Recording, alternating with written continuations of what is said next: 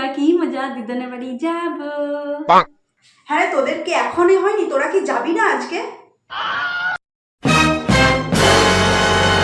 ও মা, কখন যাবে তোমরা? আমি রেডি হয়ে গেছি, চলো এবার। দেখ ও রেডি হয়ে গেছে, তুই আর তোর বাবা এখনো পর্যন্ত রেডি হসনি। জলদি কর, গাড়ি আসলো বলে নিচে। আমি তো রেডি হয়েই আছি, বাবারই তো হয় না তখন থেকে।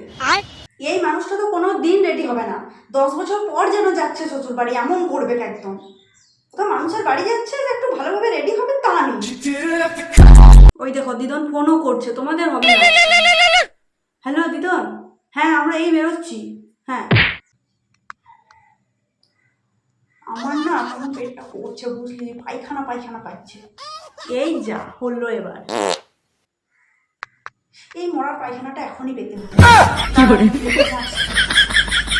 যাও যাও।